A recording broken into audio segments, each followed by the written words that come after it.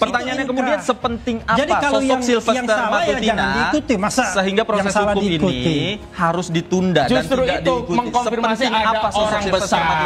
Oke. Mengkonfirmasi ada orang besar di balik seorang Sylvester Matutina sehingga sampai hari ini tidak dieksekusi. Kalau nggak ada orang besar, contohnya Charlie Chandra baru ya tersangka langsung dijemput paksa, didobrak, dibawa. Bro, orang besar itu ada nggak? Dulu semua. Oke, silakan Bang Boy. Kita kasih kesempatan Bang Boy. Kita kasih kesempatan. Anda menuduh orang-orang besar. Bukan menuduh, menyimpulkan ada orang besar dan di balik orang besar itu saya simpulkan saudara Joko Widodo.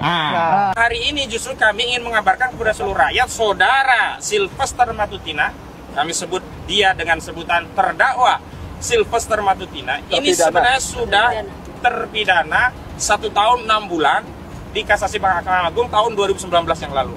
Kami memohon kepada seluruh media, ya, baik mainstream maupun media-media independen atau youtuber, ya, orang ini sudah berstatus terpidana. Jadi seharusnya tidak lagi dibiarkan bisa berkoar-koar mengumbar statement-statement, apalagi statement yang kemudian memfitnah kami semua. Saya, Bu Kurnia Triwilani, dan juga di sini ada juga Pak Respon Nasional Silipal dan yang lain-lain.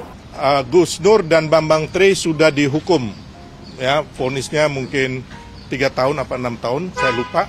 Jadi memang 6 tahun ya. Jadi intinya bahwa mengenai isu tuduhan ijazah palsu ini tidak terbukti, bahkan akhirnya mereka ya kan dipidana oleh hukum karena menyebarkan berita bohong. Ya, sama seperti yang sekarang kita lihat teman-teman saat ini sudah naik penyidikan di Polda Metro Jaya dan sudah banyak oleh Polda Metro Jaya termasuk kami dimintai keterangan saksi-saksi baik di Jakarta, di Solo, di Yogyakarta, termasuk bukti-bukti lainnya, bukti-bukti petunjuk lainnya, dan mungkin saksi ahli juga sudah diperiksa. Makanya yang akan terjadi ke depannya itu adalah sekali lagi saya bilang telenovela dan drama-drama yang akan dimainkan Roy Suryo CS, baik secara tangisan maupun secara tawa ya. Pak Joko Widodo itu kan pejabat publik, seorang tokoh, ya kan? Sehingga kita semua itu yang memiliki kompetensi itu harus memberikan pandangan kita, saran kita, itu sebagai rasa empati kita. Saya tidak melihat ada orang di sekitar beliau itu memberikan empati yang sama. Ya, kamu dengan cara menghina, jadi permalukan. Beliau, Masya Allah, diam dulu. Bisa diam kan, ya? Jadi gayanya saya cuma ibu ini cuma gaya halus tapi jahat. Ya, makanya jadi terlapor. Jelas kalau bagi saya Pak Jokowi itu sakitnya mungkin karena pakai obat skincare. Sama dia mungkin, ya kan mungkin, dengar dulu, gak usah lu ngomong, ini bukan debat. Sama dia, bisanya dia ngomong, ini kutukan Allah, karena pemimpin masalah. Bayangin. Fitnah. Ya, coba aja lihat ya. Fitnah ya. Ada beritanya. Fitnah. Ya saya udah, tidak pernah bilang aja. begitu. Saya sebagai dokter ya yang profesional memberikan saran secara kedokteran karena saya khawatir dengan kesehatan Pak Joko Widodo. Ya, jadi saya memberikan saran rekomendasi profesional. Karena memang ada kebencian. Karena saya bukan orang yang netral. Tidak ada karena ada kebencian dan sekarang hadapi saja. Jadi Anda memfitnah. Hadapi aja, proses akan menjadi tersangka di Polda Metro nanti. Lawyer kualitasnya kayak gini. Itu kan persepsi penilaian saya. Ini lawyer. Orang ini siapa ya? Bukan siapa. Justru kamu siapa? Diam dulu. Ya kan? Diam dulu. Kalau namanya dokter, yang terhormat dong dengan cara-caranya. Begitu ijazahnya sulit cari-cari salahnya, skripsi diragukan, ganti lagi ke KKN. Ini dari ijazah lari ke skripsi, lari ke KKN. Mas Roy saat ini, kenapa? Waktu disita oleh Bareskrim Mabes Polri, ya itu ijazah aslinya. Makanya waktu konvensi pers itu ditunjukkan fotokopinya dan di sampingnya foto ijazah aslinya. Oke. Dan waktu itu juga ya kan sudah ada kan barang bukti ini penerimaan untuk di ijazah aslinya. Ya, itu ada. Mas Roy. Nggak ada. Ya, jadi ini Nggak penyesatan. ditunjukkan. Bukan penyesatan. Ini orang suka menyesatkan gini. Iya, Makanya yang menyesatkan Sylvester nggak Loh, ngerti. nggak kok. mungkin dong saya menyesatkan. Iyalah. Saya bukan tertuduh. Anda akan jadi narapidana. Jadi, Gila ini. saya kasih tahu ya. Saya keberatan. Host saya keberatan. Dasarnya apa? Jadi saya kasih tahu ini. Anda akan menjadi narapidana. Sebentar. Bang Sylvester tetap di sana. Ibu Kurnia, Ibu. Saya mau tanya, Anda Ibu tetap di sana. Ibu tetap di sana. pesan kepada polisi. Ibu, Bapak Ibu tetap di sana. Ibu tetap di sana. Ibu tetap di sana. Oh, pesanan ya? Ibu tetap di sana. Ibu tetap di sana. Saya mau tanya. Bahkan kemarin yang kita lihat itu ada satu yang menurut saya contoh tidak bagus untuk masyarakat. Apa itu? Ya, yang dicontohkan oleh Jokowi. Dia harusnya datang di Polda Metro Jaya.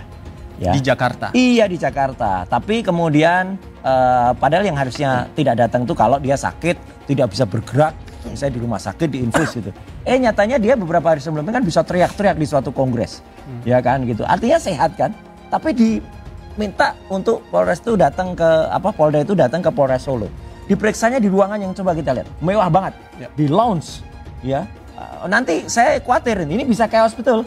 Nanti orang-orang akan kami minta diperiksa di lounge. Kayak Jokowi katanya dia rakyat biasa. Itu loh. Jadi contoh-contohnya nggak bagus. Kemarin sudah ada sahabat saya, Dokter Respon bilang, baik kalau gitu saya besok mau minta diperiksa di Baligi sana. Di Polres Baligi. Jokowi aja boleh, kenapa yang lain nggak boleh? Oke. Jadi ada contoh-contoh kurang bagus yang dipertontonkan, termasuk juga soal katanya ijazahnya disita. Saya bilang katanya, harusnya. Jadi Anda ragu? Harusnya gini, bukan ragu. Harusnya Polda itu juga menunjukkan, ini loh ada berita acara penyitaan. Harus tunjukkan, atau paling enggak sudah ada konferensi pers. Kalau tidak di Solo, konferensi persnya ada di Polda Metro juga nggak apa-apa. Jangan dipotong. Jadi jangan kamu ikut-ikutan. Nggak usah dipotong-potong. Ada aturan main. Ini cara berpikirnya sesat gitu loh. Ada aturan main. Pakai hargai saya. Saya tidak bawa pribadi tapi udah hargai saya.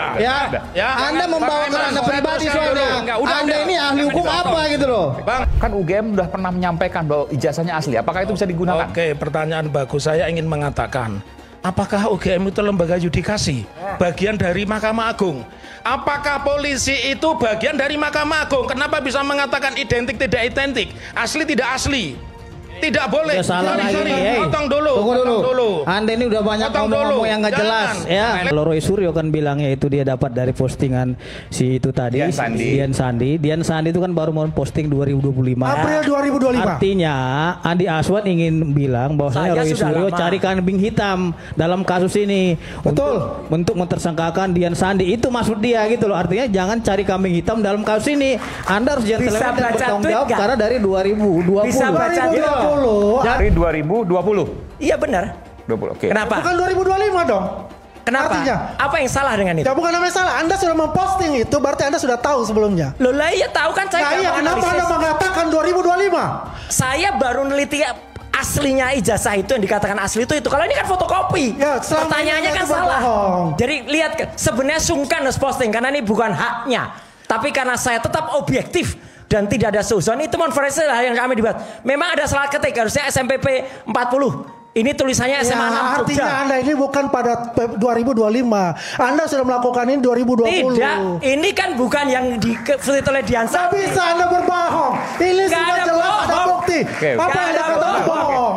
Gak ada bohong. Terus apa salahnya? Apa salahnya? Ada kemudian kalau ijazah yang lama itu ada meterai. Punya saya sudah nggak ada meterai. Memang tahun 90 di atas 90 itu nggak ada meterai. Namanya Roy Suryo Udoro. Nama saya dulu kecil adalah Udoro. Oke. Ini kemarin ada orang-orang yang mohon maaf ya, kepo atau bodoh gitu ya bilang Roy Suryo itu harusnya pidana, namanya ganti. Loh, saya dapat nama resmi dari Keraton Pakualaman kok ganti, ya gitu. Kalau ini resmi. Keraton Pakualaman dan Keraton Jogja itu gelarnya nggak bisa dibeli, Mas. Nggak kayak yang tiba-tiba punya gelar KPH itu beli kalau itu. Ya, gitu. Nah, satu. Dan ada lagi, ijazah itu ada logo ini. Ini kan aslinya kayak gini yang ada di Dian Sandi. Ya. Perkara ini akhirnya diaku, itu bukan ijazah asli. Dian Sandi mengatakan asli. Ya. Kalau dia mengatakan asli berarti dia yang harusnya kena pasal 32 atau 35 Undang-Undang ITE. Karena dia mengaku yang tidak asli menjadi asli. Lagi kami dilaporkan hanya karena seorang presiden yang nggak berani menunjukkan ijazahnya. Oke. Tapi Pandi nggak mau kan menunjukkan ijazahnya kan? Silakan. Begini, ya. Pandi mau nggak menunjukkan ijazah? Nggak mau kan? Nggak mau dong. Nggak mau. Ngapain nunjukin? Nggak mau. Bang Risman, oke saya tanya gini. Saya tanya buat Anda. Anda sudah mengatakan Jokowi dengan nada yang Kalau person nggak usah, kalau pejabat saya tanya sama publik kamu, wajib. ya, Yamaguchi Daigaku, sumimasen, Yamaguchi Daigaku, ya, Anda bisa tunjukkan, Anda bisa dengan Roni Teguh, oke, Adonan PCC Sumantri, tunjukkan untuk Yamaguchi Daigaku, no. Makanya saya maksudnya apa? Makanya basta. Bentar dulu, Mas. Maksudnya Anda apa, menuntut tak saya, oke? Anda bisa nggak menuntut Joko Widodo untuk menunjukkan ijazahnya? Saya tanya, Anda mengatakan ke Joko Widodo dengan nada marah dan geram. Lakukan hal yang ya kan? sama. Saya mau tanyakan, you punya S2, S3, Yamaguchi Daigaku itu sudah mengatakan tidak mengenal yang namanya Rismon. Begini Pak, ajak tantang Joko Widodo. Kita bareng di Solo, kita tunjukkan ijazahnya. Anda dan Roni Teguh aja nggak berani. Roni Silamela, Anda nggak berani. Anda nggak berani Anda. Ayo, soal S2, S3 Anda dipertanyakan. Oke. Kami tidak bodoh, kami tidak bodoh, kami tidak buta, kami punya telinga, kami selalu belajar di medsos, kami selalu cari info-info yang benar. Tapi sekarang Allah buktikan, mungkin itu doa para hamba Allah yang didolimi oleh Bapak Jokowi. Sekarang Allah tunjukkan kedolimannya, buktikan sekarang apa yang terjadi. Ini bukan rekayasa, ini bukan hoax. Kenyataannya Pak Jokowi sedang sakit. Udah lihat di mana-mana. Sampai anak saya nih Pak, anak saya bertanya, Bun, ini benar nggak Pak Jokowi sakit? Aku sampaikan, iya nak, ini kenapa? Aku katakan, itu azab Allah. Azab Allah. Azab Allah. Kata Allah, apa yang kalian berbuat di dunia ini akan ku minta pertanggungjawaban di hadapan Allah nanti. Makanya jangan coba-coba kalau kalian benteng-benteng negara, pengayom masyarakat, pengayom rakyat, jadilah pemimpin yang amanah, yang jujur, yang bertanggung jawab. Boleh kalian menjaga kami, jangan sosok jadi apa ya, galak. Jangan sosok jadi, wah ini gue loh bisa melawan rakyat. Kami bukan musuh kalian. Orang yang selama ini mengkritik keras, terus seolah-olah keras ya, menantang A, menantang B, menantang C gitu. Itu bukan karena berani, karena putus asa. Oh, stres, harus bagaimana lagi, penjara di depan mata, hukum tetap harus berjalan. Pak Jokowi tidak mau dimediasi, tidak mau berdamai, proses tetap jalan. Nanti ketika dia di penjara, bagaimana keluarga dan sebagainya, stres lah. Kita pun kalau duduk sebagai mereka, stres juga, Bro. Apalagi ditakut-takutin sama Egy Sujana. Roy sama Rismon, kau tahu nggak? Nanti di sel itu 1 kali 2 meter. Kau belum ngerasain, kau udah katanya. Lagi banyak tikus. Dan itu tikus dari keluar itu dari lubang-lubang WC itu keluar itu tikus-tikus. Kawan sendiri aja udah mulai nakut-nakutin. Dan itu kan udah kebayang juga, gitu loh, kan udah kebayang juga. Jadi jangan juga ketika ada statement yang keras dianggap bahwa itu keberanian. Orang berani kan nggak selalu begitu. Kita lihat ya, kalau kita lihat dari raut mukanya itu lebih banyak didominasi raut muka stres, raut muka ketakutan. Jadi kalau gue tuh nggak khawatir, Bud. Yang kayak gitu-gitu biasa aja gitu loh.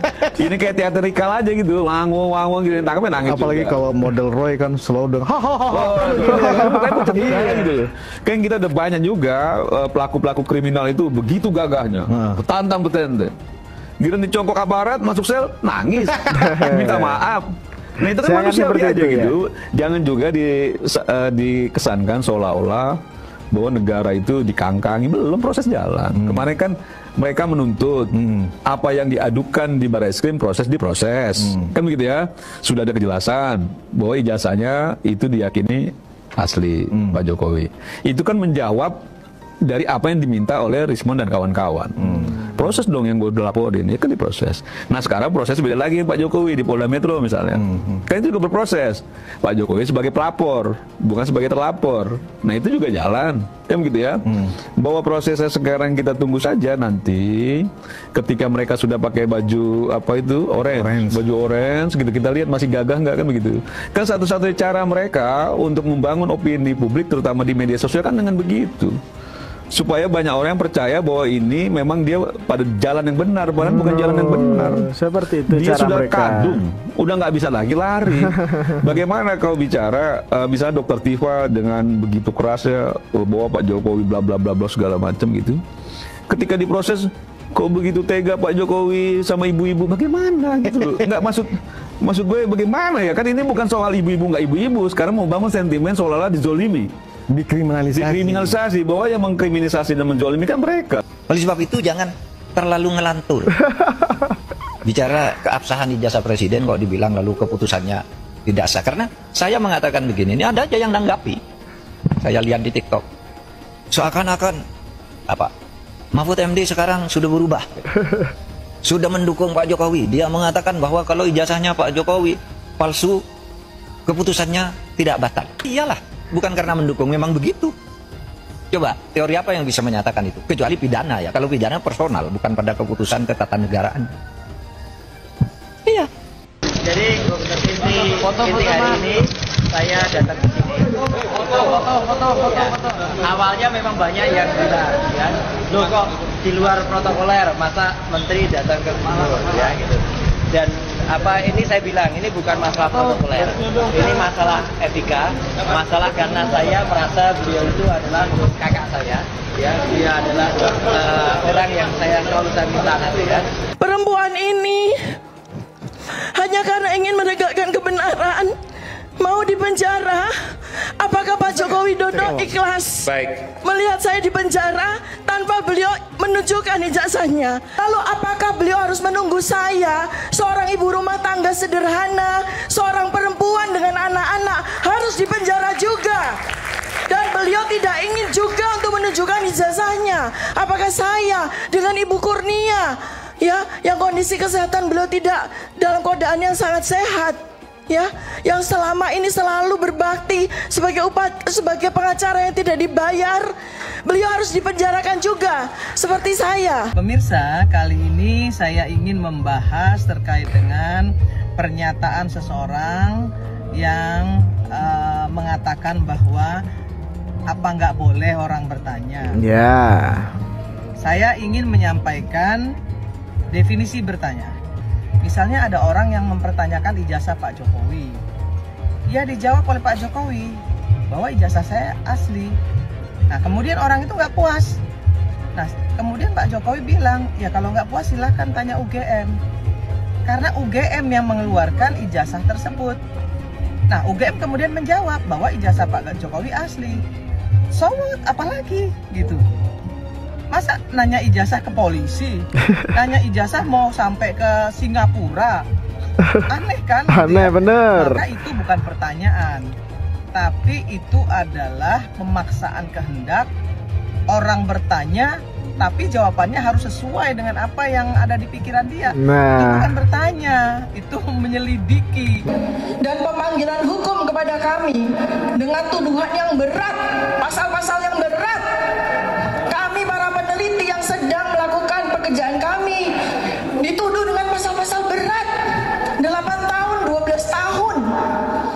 Ini sebetulnya adalah abuse of power, penyalahgunaan kekuasaan. Hukum justru dijadikan alat untuk membungkam dan menekan para peneliti seperti kami. Bukan untuk menegakkan keadilan. Aparat negara lebih cepat mengusut kami ketimbang menindaklanjuti berbagai kecanggalan dokumen. Ancaman hukuman kami dengan pasal-pasal karet sungguh tidak main-main. Keluarga saya, anak-anak saya mengalami teror.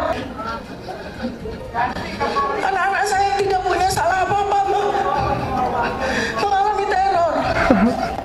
Kejahatan saudara Jokowi ini, kalau kita print, kertasnya kita tumpuk, kasus Jokowi ini bisa sampai ke bulan. itu karena banyaknya kejahatan, kesalahan, dan kezaliman Joko Widodo. Karena itu hari ini kita menyampaikan tuntutan agar saudara Joko Widodo ditangkap di penjara karena penegak hukum punya wewenang menangkap untuk orang yang melakukan kejahatan yang delik pasalnya ancamannya lebih daripada 5 tahun dan setelah itu diseret ke penjara. Takbir! Ini seandainya Pusraver bilang asli gitu ya, nggak bisa.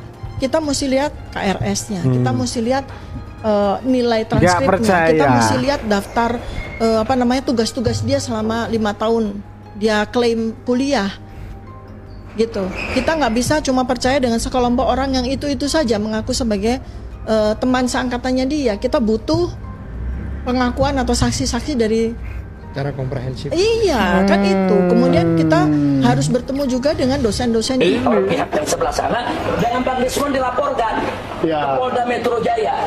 Nah, saya pikir ini Kapolda Metro Jaya nggak usah diproses lagi lah. Itu laporan, diabaikan aja. Bukan. Sebab ini kan penelitian ilmiah, bukan dikriminalisasi. Masa penelitian ilmiah dikriminalisasi, dilaporkan sebagai bentuk fitnah lah, yang menyebarluaskan kebencian. Enggak begitu. Nah, jadi sekali lagi bahwa Bang Desmond dan kawan-kawan sudah betul itu jalan, teruskan. Kami ingin mengatakan bahwa sudah waktunya polisi berbenah diri untuk tidak serampangan menerima segala bentuk pelaporan-pelaporan yang sesungguhnya pelapor tersebut tidak lebih daripada orang-orang yang disewa untuk melaksanakan sesuatu yang disebut dengan nabok nyilih tangan. Meskipun akhirnya keluar juga Bapak Joko Widodo untuk menyampaikan laporan sendiri. Saya ingin mengatakan, jangan pernah coba-coba untuk berusaha untuk menyelundupkan hukum hanya demi mengikuti hasrat, syahwat, serta kekuasaan yang dimiliki oleh mantan presiden 2 periode, yaitu Joko Widodo. Pada saat menjadi presiden, Anda menyusahkan rakyat, dan setelah Anda menjadi rakyat, Anda menyusahkan presiden dan rakyat. Marilah kita bangsa ini kapok untuk senantiasa merusak hukum.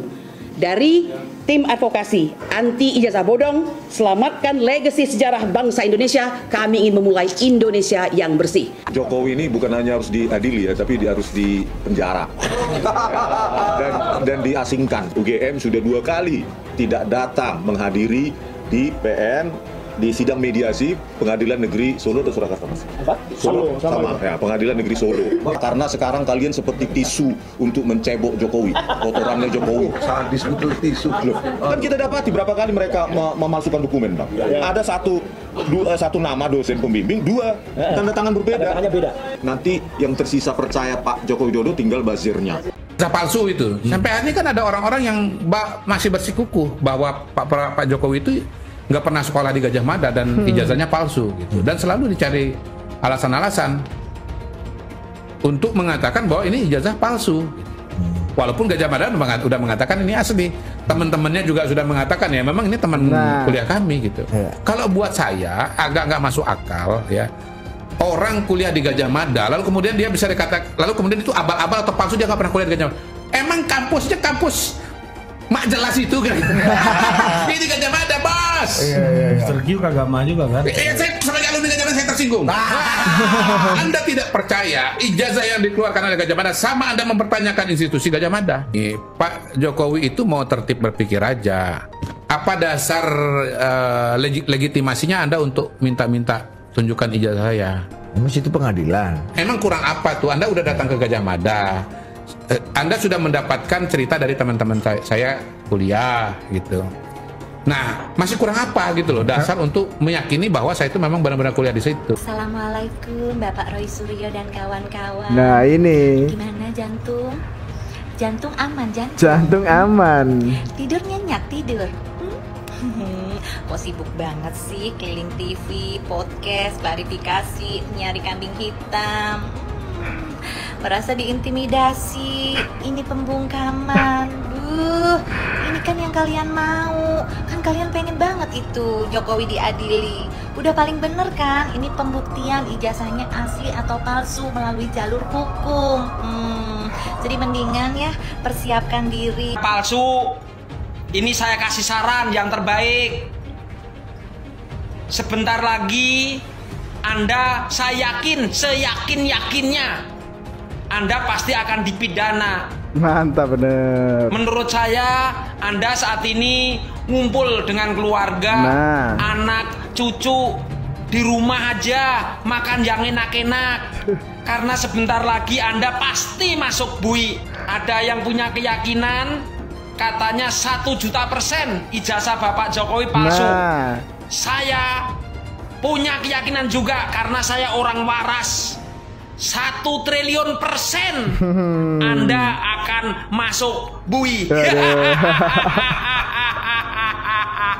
Jadi prosesnya jangan dibalik. Proses pembuktian belum, tahu udah pencemaran nama baik. Nah, jadi kita minta Bareskrim kerja, Polda Metro Jaya tolong Kapoldanya abaikan saja laporan Pak Jokowi karena bukan barang pribadi. Toh nanti bisa dibuktikan ini pencemaran atau bukan pencemaran, terbukti pada saat pembuktian ijazah itu palsu atau asli. Ijazah itu kan dinilai kriminalisasi pengamat. Menghina saya sehina-hinanya, sudah menuduh ijazah itu ijazah palsu, sudah merendahkan saya serendah-rendahnya. Ya nanti dibuktikan lewat proses hukum. Nanti akan kita lihat di proses di pengadilan seperti apa. Artinya kalau untuk pelaporan itu bisa untuk peringatan ke pihak lain gitu nggak Pak? Nanti akan menjadi pembelajaran kita semuanya. Bahasa Cina, saya bisa tunjukin filmnya nanti. Saya sudah kirim ke panitia, nanti silakan panitia diputar ya. Nah, jadi nggak mungkin itu diperuntukkan untuk warga negara Indonesia. Jadi memang sengaja mengundang penduduk Republik Rakyat Cina untuk dipindahkan ke sini. Ya, pribumi-pribumi kita ini umat Islam terutama itu sudah terkepung, udah nggak bisa apa-apa lagi. Itu bukan lagi proyek strategis nasional, itu pemukiman, itu koloni namanya. Di PIK 2 ini sudah terjadi negara dalam negara. Anehnya tidak ada satu lembaga pun, termasuk Angkatan Laut yang berani menyatakan siapa yang membangun pagar. Jadi bagi pihak-pihak menyatakan tidak terjadi negara dalam negara, saya katakan mulai dari Kosambi sampai Tanah Arah sana, sampai sana, itu sudah tidak ada negara. Ini pantai kita ini, gak ada harga yang dibayar oleh otoritas dari PIK 2 ini gitu. Masya Allah, makin gila-gilaan korupsi. Terus Habaib sama Kiainya disuruh ribut urusan sara rasis, saudara. Mau diadu domba, mau dibenturin. Koruptor akhirnya makin merajalela, makin gila-gilaan. Gak sampai di situ, kedaulatan negeri mau dirampok, mau diacak-acak. Ini yang lagi rame kasus PIK 2, saudara. Di utara Pulau Jawa, sebagian barat, Banten, Jakarta. Laut ada pagernya. Zaman Fir'aun aja, segila-gilanya Fir'aun gak pernah ngemagerin Laut Merah, saudara. Baru kayak sedikit udah mager laut, Udah gitu anehnya 30 km laut dipager dari RT, RW, lurah, camat, sampai presiden nggak tahu. Lu buta. Kacau tidak? Kacau tidak? Hei Aguan, berapa banyak pun uang yang kau punya, berapa banyak pejabat yang telah kau sogok, berapa banyak pun pasukan yang telah kau siapkan, demi Allah kami siap bertempur untuk membela masyarakat Banten dan rakyat Indonesia.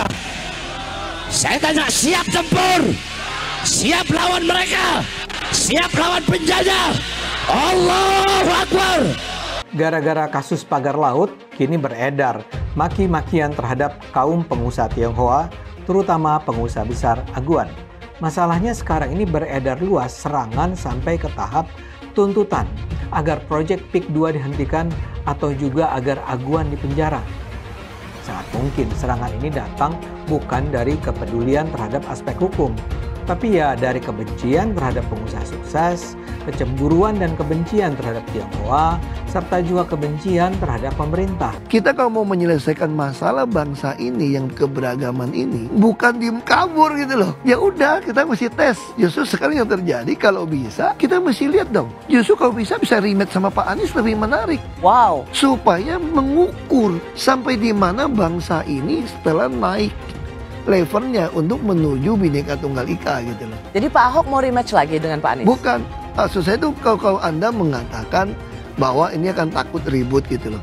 Kalau takut ribut ya paling cocok ya rematch dong untuk mengukur supaya apel dengan buah apel bandingnya gitu loh. Cuman mau udah pede?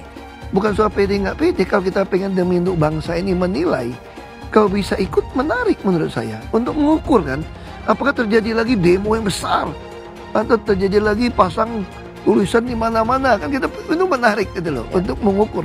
Nanti 100 tahun merdeka masih persoalan ini diumpetin gitu loh. Dan ini aneh, betul-betul aneh. Ini bukan kampanye, tapi saya sampaikan di sini. Di satu sisi menyiapkan jalur-jalur air untuk dikirim ke laut, di sisi lain di lautnya dipasang dengan pulau reklamasi, tinggal tunggu waktu jadi rob, air balik. Dan ini melawan sunatullah. Kenapa? Air itu turun dari langit ke bumi, bukan ke laut. Harusnya dimasukkan ke dalam bumi, masukkan tanah. Di seluruh dunia air jatuh itu dimasukkan ke tanah, bukan dialirkan pakai gorong-gorong raksasa ke laut. Jakarta telah mengambil keputusan yang fatal. Bukan banjir, itu memang parkir air. Bukan banjir, itu memang parkir air. Penjajahan di depan mata itu di Jakarta. Di tempat lain penjajahan mungkin terasa jauh, tapi di Jakarta, bagi orang Jakarta, yang namanya kolonialisme itu di depan mata, dirasakan sehari-hari. Dulu kita semua pribumi ditindas dan dikalahkan. Kini telah merdeka, kini saatnya kita menjadi tuan rumah di negeri sendiri. Hai semua, nama saya Jonas Leong. Saya adalah investor saham, forex, dan juga kripto. Channel ini banyak membahas tentang berita terkini, edukasi finansial, investasi, dan lainnya. Jangan lupa subscribe channel ini kalau kamu suka dengan konten yang serupa. Follow juga sosial media lainnya yang saya taruh link di kolom deskripsi. Di sana kalian bisa dapatkan konten yang berbeda. Saya juga punya Telegram channel yang isinya berfokus kepada trading dan juga investasi. Itu Telegramnya gratis. Oke, kita lanjut ke videonya. Sebagian besar penonton di video ini setelah menonton video di awal mungkin bertanya, apakah kejadian seperti krisis 98 akan kembali terulang? Belum lagi keadaan global yang tidak menentu. Lalu apa yang bisa kita lakukan untuk selamat dari krisis yang mungkin akan datang dalam waktu dekat? Jawabannya adalah investasi. Kebanyakan dari kalian yang lagi nonton, kalau investasi pikirannya pasti hanya di properti. Tapi ketika terjadi krisis seperti 98, apa yang terjadi dengan rupiah ketika hyperinflasi? Dan juga apa yang terjadi dengan harga properti? Harga dolar naik dari Rp2.500 terbang ke Rp15.000. Otomatis, utang yang harus kita bayarkan naik 6 kali lipat. Banyak sekali bisnis yang bangkrut. Kebakaran terjadi di mana-mana. Rumah pun bagaikan tidak ada harganya. Mau dijual pun tidak ada yang mau beli. Saya tidak mengatakan ini akan terjadi lagi. Tapi kemungkinan terjadi seperti Mei 98 tetaplah ada. Negara gede seperti Argentina, Venezuela, dan Turki baru-baru ini mengalami hyperinflasi. Apalagi setiap hari kita ketemu ada saja konten yang berbau sara ke orang Tionghoa yang ada di Indonesia.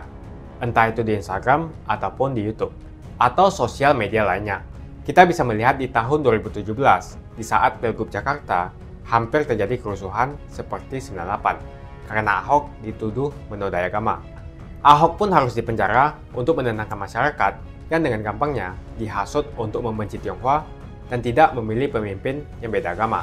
Akhirnya Anies jadi gubernur dengan bantuan ormas larang FPI dan sampai saat ini dijuluki sebagai bapak politik identitas.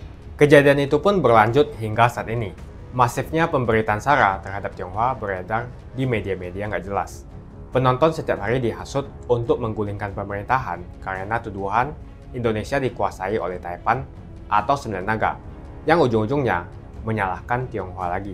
Kita bisa lihat dari kejadian di PIK 2, di mana ormas larang seperti FPI dan HTI terus-menerus menghasut masyarakat untuk membenci Tionghoa. Saya tidak bisa membayangkan jika kejadian seperti Mei 98 terulang kembali. Setiap musibah yang selalu disalahkan adalah keturunan Tionghoa. Setidaknya di video ini, saya akan membagikan strategi saya yang udah saya terapin jika kejadian seperti 98 terulang kembali. Tujuan dari strategi ini supaya kita setidaknya bisa selamat dari masalah finansial ketika musibah ini terjadi. Strateginya adalah investasi di aset yang berbeda-beda, bukan di satu jenis aset saja, misalnya hanya di properti. Kalian bisa mulai belajar berinvestasi di aset yang berbeda seperti Bitcoin, emas, dolar, bahkan saham global atau saham Amerika. Ini adalah cara yang bagus untuk mengurangi risiko tergantung kepada satu jenis aset saja. Bukan gak nasionalis kalau kita mau invest di aset-aset yang saya sebutkan tadi. Tapi memang peluang yang kita dapatkan dan potensinya memang jauh lebih bagus daripada beli properti apalagi deposito. Pertama, pelajari jenis aset seperti emas. Setidaknya kita bisa terlindung dari efek hyperinflasi jika terjadi lagi. Selain itu, kalian juga harus belajar bagaimana mendapatkan penghasilan dari emas. Kedua adalah belajar investasi di aset global, seperti saham Amerika atau saham global. Ketika terjadi krisis, yang paling berdampak adalah saham-saham Indonesia, karena semua utang perusahaan dalam bentuk dolar terkena dampak. Deposito, reksadana, bahkan properti terkena imbasnya. Ketiga adalah belajar mengenal berinvestasi di Bitcoin. Alasan kenapa saya suka banget dengan kripto, karena saya bisa pergi ke negara apapun di dunia ini, misalnya di Singapura, dan saya tinggal jual saja kripto di negara itu. Saya menganggap Bitcoin itu sebagai aset properti digital, yang bisa saya bawa kemanapun dan jual kapanpun saja secara instan. Kalau saya butuh uang, detik ini pun bisa saya jual, dan tidak perlu menunggu berbulan-bulan. Itulah strategi saya jika kejadian 98 terulang kembali, untuk selamat dari masalah finansial. Kamu bisa cek link di kolom deskripsi untuk mulai investasi. Dan saya juga sudah sediakan video playlist supaya membantu kalian paham tentang investasi. Semoga video kali ini membantu kalian untuk selamat dari masalah finansial ketika musibah ini terjadi. Semoga Indonesia selalu damai dan sampai jumpa di video selanjutnya.